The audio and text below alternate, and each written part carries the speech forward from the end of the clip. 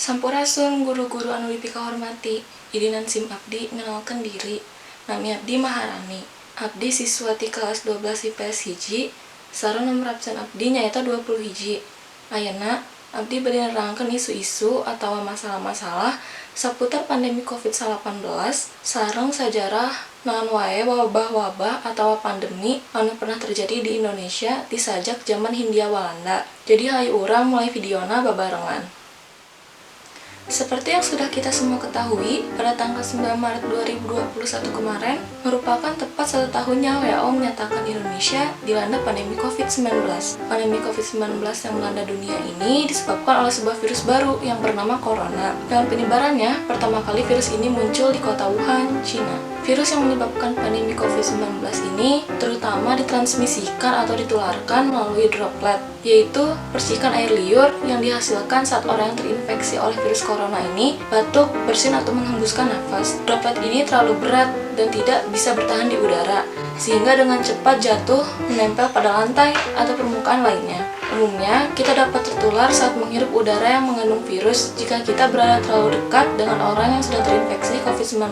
Kita juga dapat tertular jika menyentuh permukaan benda yang terkontaminasi, lalu menyentuh mata, hidung, atau mulut kita tanpa mencuci tangan terlebih dahulu. Maka sebab itulah, penyebaran dari pandemi ini sangatlah luas dan cepat. Di Indonesia sendiri, yang pada awal penyebarannya Maret 2020 hanya menginfeksi 2 orang, saat ini, 1 tahun setelahnya, sudah sebanyak lebih dari 1,35 juta orang Indonesia yang sudah terinfeksi oleh virus ini. Meskipun jumlah kasus sembuhnya yang tinggi, tapi sebagian orang yang beresiko tinggi, yaitu kelompok lanjut usia dan orang dengan masalah kesehatan menahun, seperti penyakit jantung, tekanan darah tinggi atau diabetes, virus corona ini dapat menyebabkan masalah kesehatan yang serius. Kebanyakan dari korban COVID-19 ini yang meninggal dunia adalah berasal dari kelompok beresiko tersebut. Karena itulah penting bagi kita semua untuk memahami cara mengurangi resiko, mengikuti perkembangan informasi, dan tahu apa yang harus dilakukan bila mengalami gejala. Dan demikian, kita bisa melindungi diri sendiri dan orang lain. Meskipun pandemi COVID-19 ini sangatlah menghebohkan masyarakat Indonesia di tahun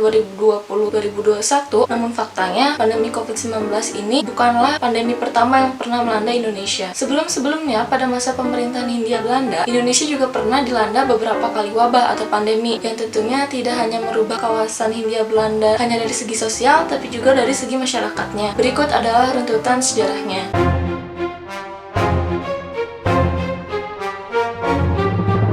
Wabah kolera merupakan kasus pandemi pertama yang tercatat dalam sejarah modern abad 19.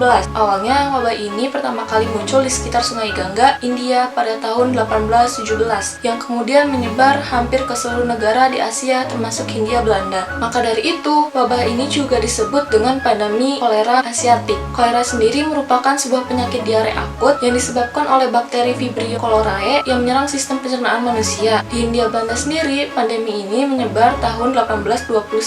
Peter Carey merupakan sejarawan asal Inggris mengungkapkan ada lebih dari 100.000 orang meninggal akibat pandemi kolera di Pulau Jawa, terutama di Jawa Timur, Jawa Tengah, dan Batavia. Awal masuknya wabah ini di Nusantara yaitu dari para pelaut atau perahu-perahu yang datang dari Malaka atau Arab, termasuk oleh para jamaah haji yang berpulang dari Arab yang berlabuh di Pelabuhan Terboyo, Semarang. Dan dari situ wabah menyebar ke seluruh Pulau Jawa. Pola hidup masyarakat Jawa di abad 19 yang tidak higienis, seperti tidak tersedianya kakus atau toilet dalam rumah dan makanan yang mudah terkontaminasi dengan kuman, menyebabkan wabah kolera ini semakin cepat menyebar.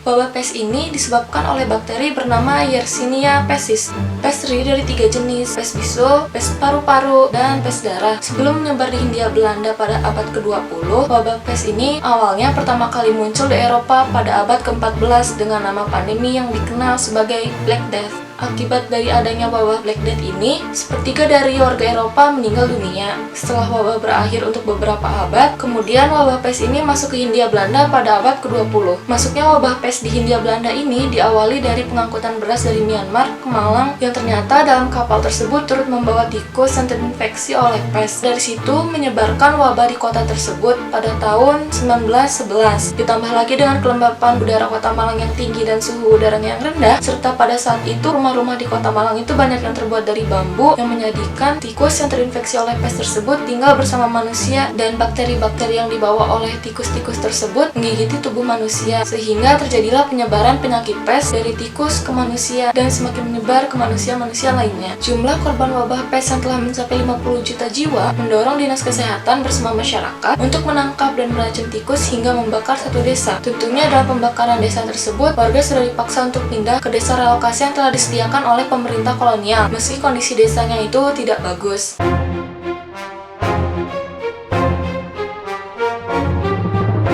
Flu Spanyol atau wabah influenza ini menginfeksi sepertiga populasi dunia, dengan negara yang pertama kali terdeteksi wabah ini yaitu Amerika. Wabah influenza melanda Hindia Belanda pada awal abad ke-20 yang disebabkan oleh kuman bernama fever. Akibat dari menyebarnya wabah ini menyebabkan lebih dari 7% atau sekitar 4,3 juta penduduk Hindia Belanda meninggal dunia. Hal unik mengenai pandemi di Hindia Belanda sebelum ditemukannya penelitian medis penyebab dari wabah, yaitu masyarakat Hindia Belanda menganggap bahwa pandemi merupakan sebuah kutukan atau kiriman dari roh jahat. Hal ini menyebabkan masyarakat pada saat itu melakukan berbagai ritual adat, bahkan meminta pertolongan kepada dukun yang dianggap bisa mengobati untuk dapat mengusir penyakit serta meminta ketenangan. Selain itu, konsumsi jamuan seperti temulawak dan lengkuas semakin tinggi karena dianggap masyarakat dapat menguatkan kondisi tubuh. Tapi tetap saja banyak korban melayang akibat pandemi karena ketidaktahuan. Salah satu penyebab meluasnya dari penyebaran wabah di Hindia Belanda adalah sikap meremehkan yang dilakukan pemerintah kolonial saat menghadapi datangnya wabah. Pemerintah kolonial mengabaikan pemberitahuan dari konsulat Cina dan Singapura kalau di wilayah mereka telah terjadi wabah, karena saat itu pemerintah kolonial menganggap bahwa wabah tersebut tidak akan sampai masuk ke Hindia Belanda, dan ternyata hanya dalam waktu singkat, yaitu sampai tahun 1919, wabah sudah sampai di wilayah timur Indonesia. Pemerintah kolonial juga mengabaikan peringatan mengenai bahaya wabah influenza yang disampaikan oleh Dr. Vogel yang meminta agar pemerintah kolonial menutup pelabuhan dan mengkarantina warga. Tetapi permintaan Dr. Vogel tersebut ditolak dengan alasan agar perusahaan kapal laut yang membawa barang dan orang ke seluruh wilayah Hindia Belanda bisa terus beroperasi atau mendapatkan keuntungannya. Dengan kata lain, agar aktivitasnya tidak terhenti dan bangkrut. Selain Dr. Vogel meminta agar pemerintah menutup pelabuhan dan mengkarantina warga, Dr. Vogel juga meminta agar masyarakat tidak berkumpul. Namun permintaannya tersebut juga ditolak oleh pemerintah yang lebih memihak kepada Direktur Hukum Hindia Belanda yang menentang permintaan Dr. Vogel tersebut dengan alasan hal tersebut akan menimbulkan keresahan di masyarakat. Kemudian pemerintah kolonial Hindia Belanda juga lebih mengutamakan laju transportasi orang dan barang, sehingga akhirnya wabah meluas ke seluruh wilayah Hindia Belanda. Setelah wabah menyebar ke seluruh wilayah Hindia Belanda, berbagai upaya dilakukan oleh pemerintah kolonial dengan mengkarantina warga, mewajibkan warga memakai masker, hingga tidak diperbolehkan untuk mengadakan perkumpulan di antara warga. Namun, seiring dengan upaya pencegahan wabah, terjadi diskriminasi pada pelayanan kesehatan antara pasien pribumi dan pasien Eropa. Kesenjangan sosial terhadap pasien yang diperiksa oleh dokter-dokter Eropa ini terjadi akibat minimnya dokter-dokter bumi putra. Penyakit semakin menyebar diantaranya karena dokter-dokter Eropa ini terkadang tidak memeriksa pasien bumi putra secara langsung. Pada saat itu, di rumah dokter-dokter Eropa terdapat satu ruangan kerja, dan dalam prakteknya, pasien bumi putra yang datang berobat ke rumah dokter tersebut biasanya hanya disuruh menunggu di pohon dari halaman rumah dokter-dokter tersebut. Dokter tersebut biasanya akan menyuruh seorang pembantunya untuk menanyakan kepada pasien apa yang dirasakan atau dikeluhkan. Kemudian pembantu tersebut kembali kepada dokter untuk memberitahu dokter apa yang dikatakan oleh pasiennya. Dan kemudian dokter tersebut akan memberitahu sakit apa yang diderita pasien dan akan memberitahu juga resep serta menyuruh pembantu tersebut untuk kembali menyampaikan kepada pasien dan menyuruh pasien tersebut untuk pulang. Hal seperti itu berlangsung cukup lama sehingga jumlah korban meninggal menjadi banyak. Beberapa upaya yang dilakukan oleh Dinas Kesehatan Belanda untuk mencegah penyebaran wabah dilakukan dengan pemberian vaksin dan melakukan karantina wilayah. Selain itu juga, Dinas Kesehatan Belanda bekerja sama dengan pemerintah kolonial untuk menerbitkan pemberitahuan dalam huruf Honocoroko yang nantinya akan diberikan kepada kepala desa untuk dibacakan kepada para warga agar masyarakat mudah memahami bahaya wabah, karena pada saat itu sedikit sekali masyarakat Bumi Putra yang bisa membaca. Meski telah memasuki masa kemerdekaan, kemerdekaan, Indonesia tetap tidak bisa terhindar dari segala wabah dan penyakit. Namun, upaya pencegahan dilakukan oleh pemerintah bersama masyarakat dari masa ke masa. Umumnya, wabah atau pandemi ini terjadi setiap 10 tahun atau 100 tahun sekali. Siklus pandemi dunia ini diakibatkan karena virus yang selalu beradaptasi ketika menyerang hewan dan juga manusia, seperti wabah kolera pada tahun 1818, pes atau sampar tahun 1911, influenza tahun 1918, flu Asia tahun 1956, flu Hong Kong antara 1968 sampai 1970, HIV AIDS tahun 1981, flu burung tahun 1997, SARS antara tahun 2002 sampai 2003, flu babi, flu Ebola, MERS, dan COVID-19 yang terjadi tahun 2019 kemarin. Pandemi selain malapetaka juga merupakan pendorong bagi masyarakat untuk merubah pola hidup menjadi lebih baik. Belajar dari pandemi-pandemi yang pernah terjadi di masa lalu, pemerintah Indonesia telah melakukan berbagai upaya serta penetapan berbagai kebijakan untuk dapat mengakhiri pandemi COVID-19 ini, seperti mewajibkan masyarakat mentaati protokol kesehatan, penutupan sekolah, penutupan tempat kerja, penutupan mal, hingga penutupan tempat ibadah untuk dapat mengurangi kerumunan. Selain itu, pemerintah Indonesia juga melakukan karantina wilayah atau yang lebih kita kenal dengan sebutan PSBB untuk mencegah masuknya orang-orang dari luar wilayah yang dapat menyebabkan penyebaran wabah semakin meluas. Dan tentu saja dari banyaknya penutupan-penutupan terhadap tempat umum dan diberlakukannya PSBB telah menimbulkan berbagai dampak dalam banyak bidang di masyarakat, baik dalam bidang pendidikan, perekonomian, sosial, dan kesehatan. Berikut adalah rinciannya.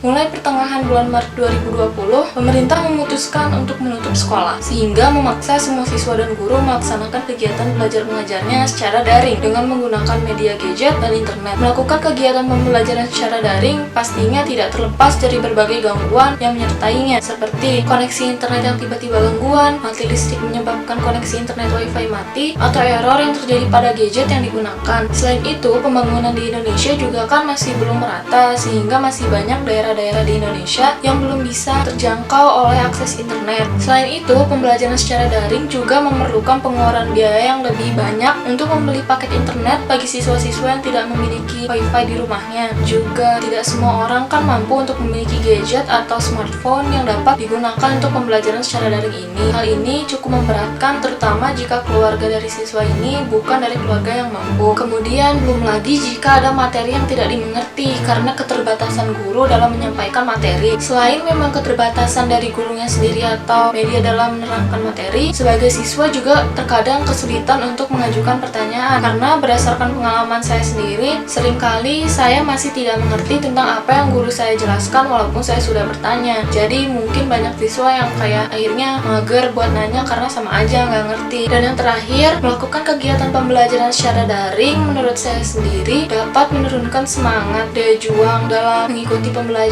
karena melakukan kegiatan pembelajaran dari rumah masing-masing sebagai siswa tidak bisa bertemu dengan teman bermainnya yang merupakan orang yang dapat menghibur dari masalah-masalah yang siswa dapatkan di rumah.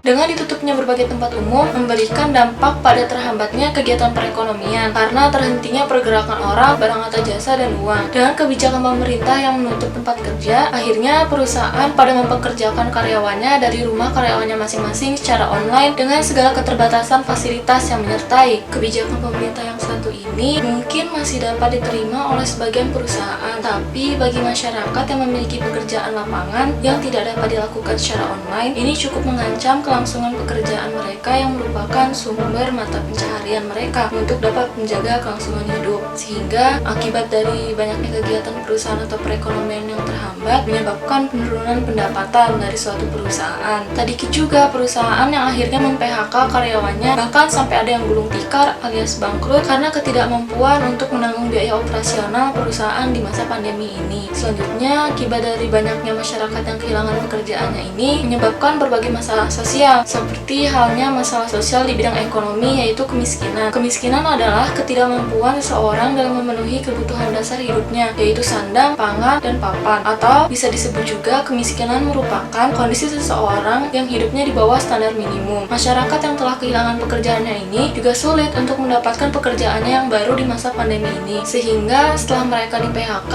tidak memiliki pekerjaan dan mereka pun tidak dapat memenuhi kebutuhan hidupnya. Dan yang terakhir, karena penurunan pendapatan yang dihadapi oleh produsen atau perusahaan serta banyaknya masyarakat yang kehilangan pekerjaannya menyebabkan pendapatan pemerintah menurun karena semakin banyaknya orang yang tidak mampu dalam membayar pajak.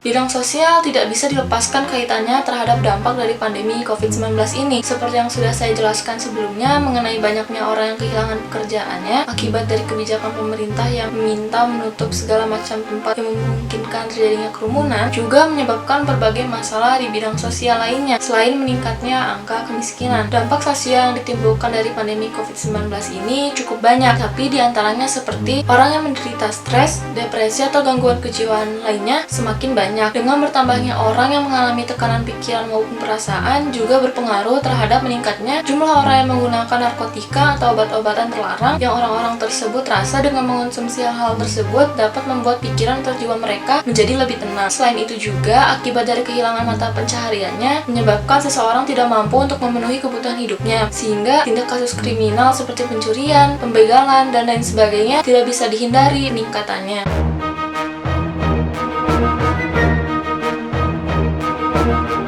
Penyebaran pandemi COVID-19 yang sangat luas dan cepat ini memberikan dampak dalam bidang kesehatan. Meningkatnya pasien secara tajam dengan durasi yang relatif cepat membuat tenaga medis kewalahan atau ada yang tidak mampu dalam menangani pasien, sehingga jumlah jiwa melayang bertambah. Ketidakmampuan dalam menangani pasien juga disebabkan dengan ketidaktersedianya lebih fasilitas rumah sakit yang dapat digunakan untuk menangani pasien. Selain itu, tidak sedikit tenaga medis yang menjadi garda terdepan dalam menanggulangi pandemi COVID-19 ini meninggal dunia akibat terkena COVID-19, yang dimana hal ini menyebabkan pengurangan jumlah tenaga medis yang mampu atau yang mumpuni untuk menangani pasien terkena COVID-19.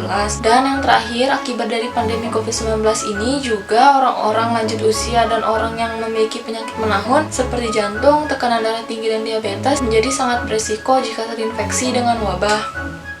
Meskipun sudah setahun ini kita melewati masa-masa pandemi yang berat, kita tetap harus bisa bertahan dan menjalani kehidupan sehari-hari serta berjuang bersama dalam mengakhiri pandemi ini. Hier sind Schritte, die Sie ausführen können, die Ausbreitung des Coronavirus zu verhindern. 1. Sie sollen ruhig bleiben. Überlegen Sie genau, wie Sie Ihrer Gemeinde und Ihrem Leben helfen können. 2. Sie sollen Ihre Hände waschen. Verwenden Sie mindestens 20 Sekunden lang Wasser und Seife und waschen Sie häufig. 3. Sie sollen vermeiden, Ihre Augen, Nase und Mund zu berühren. Dies verringert die Wahrscheinlichkeit, dass Sie krank werden wird.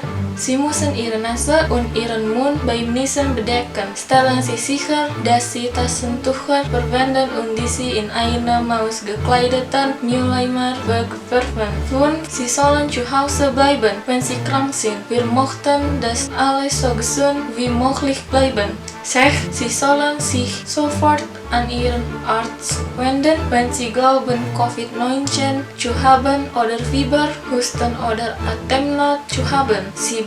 Sie sollen keine Haushaltsutensilien wie Tassen, Besteck, Bettwäsche und Handtücher teilen. 8. Sie sollen Gegenstände und Oberflächen in Ihrem Haus und an Ihrem Arbeitsplatz desinfizieren. Verwenden Sie ein Desinfektionsmittel auf Alkoholbasis, das mindestens 60% Alkohol enthält. 9. Sie sollen gut schlafen. Ihr Immunsystem funktioniert am besten, wenn Sie ausgeruht sind. 10. Sie sollen die Grippeimpfung bekommen. Es ist immer noch Grippesaison, daher es ist am besten, bei voller Gesundheit zu bleiben und auch andere zu schützen.